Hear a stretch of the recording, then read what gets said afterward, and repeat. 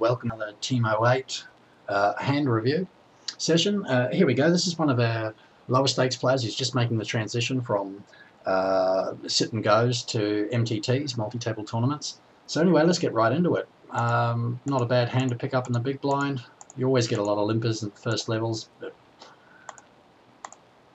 And we've flopped a nut flush draw. Now, of course, there's a possible straight there, so we're not going to play this fast. And we really don't want to knock people out while we're drawing to the nuts. And they've made it cheap for us. That's just brilliant.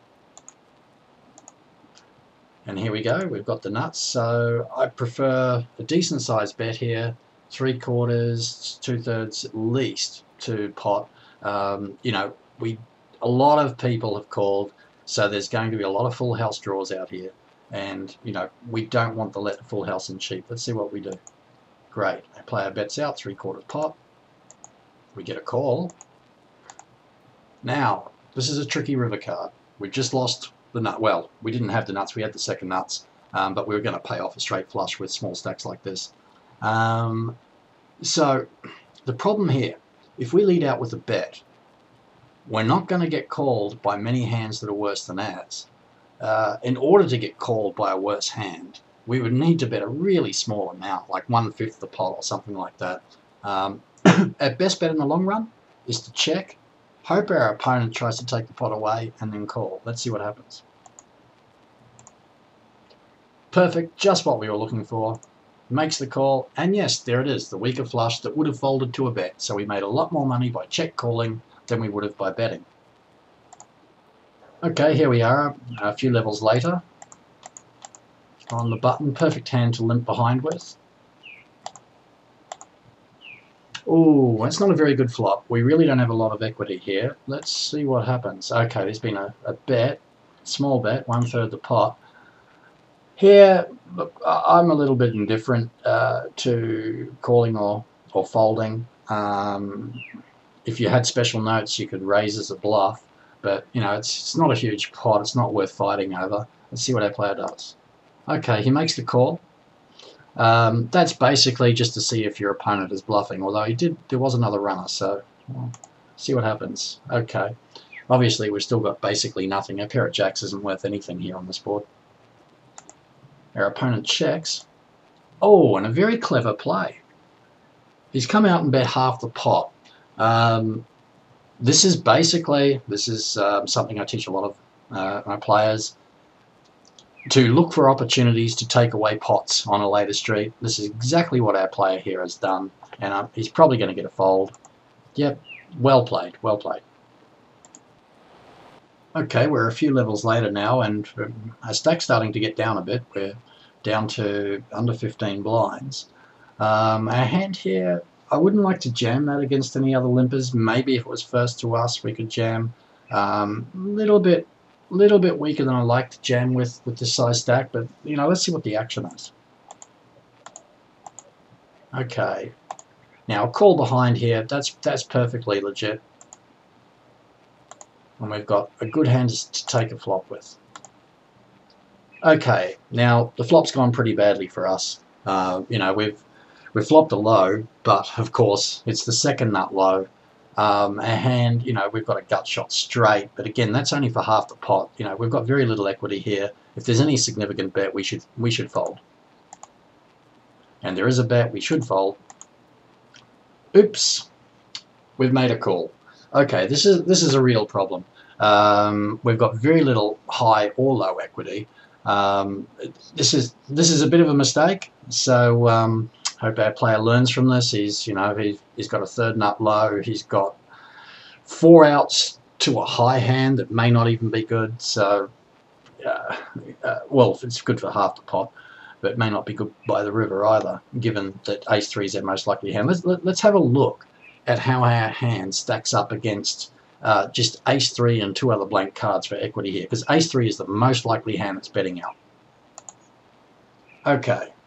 So as we can see here, we only have about 1/3 equity in this pot, and you know we hardly ever scoop, and all of that is because of the weakness in our low and the high probability that the person betting has ace-3. So, you know, this is a really bad call here. We don't want to make too many more mistakes like that one. Okay, so our player's managed to survive, and he's built his stack up a little bit, up to 17 blinds, and he's got a great, fantastic hand here. Let's see what the action is. Okay, limp and a shove, and a fold. Okay, what do we do here? Well, this hand is pretty good. At worst, we're going to be coin flipping with a really strong range, and we're not going to get knocked out too often. Let's take a look at our equity. Now, if we assume our opponent has a really strong range, like he's got an ace and a deuce, and at least one big card, which could also be an ace, and then pretty much anything in between for the third card, or the fourth card, I should say.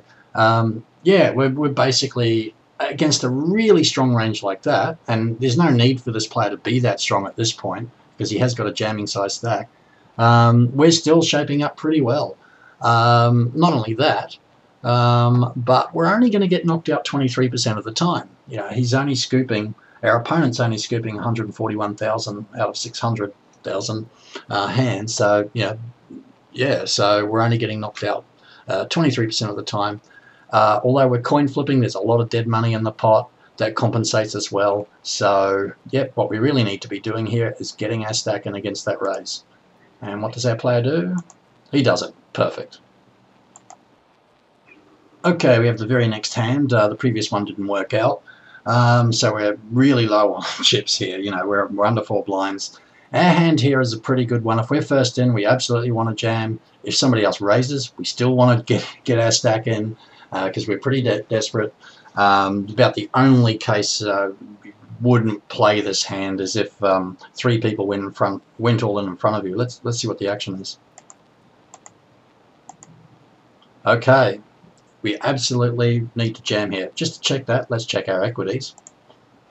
And comparing to the really strong range that we gave before, and there's no reason that that limp is going to be that strong, or anyone else who comes in is going to be that strong. But even against a really strong range like that, we've still got 43% equity.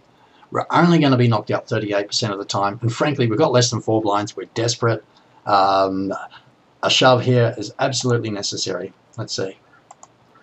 Oh, unfortunately, we fold. Bit of a mistake, and hopefully he'll pick up on that one the next time. I do notice a number of players, if they just lost a big pot, say they copped a bad beat, the very next hand then not focused, and if he'd been focused, he probably would have recognised that that was a shove.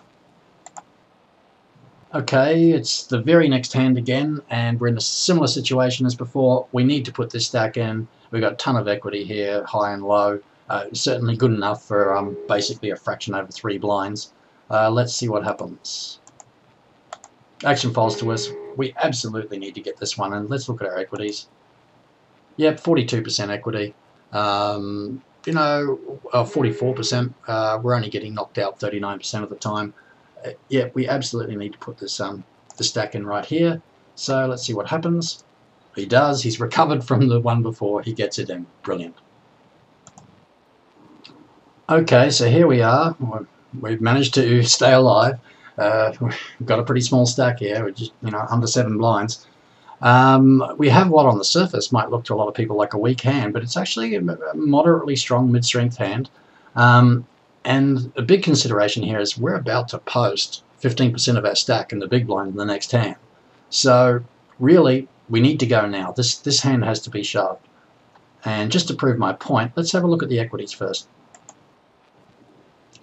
So again, assuming that we're going to get called by an exceptionally strong hand, again, we still have 43% equity. We're compensated by the dead money in the pot, the antes, and the blinds. So this is a perfectly good situation to jam. We absolutely have to do it. Let's see if our player does. And he does. Perfect. Great play.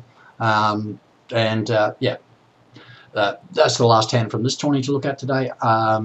If you want to know more about what we do, staking and coaching Omaha high-low players, then check us out on Teamo8.com. Anyway, till next time, bye for now.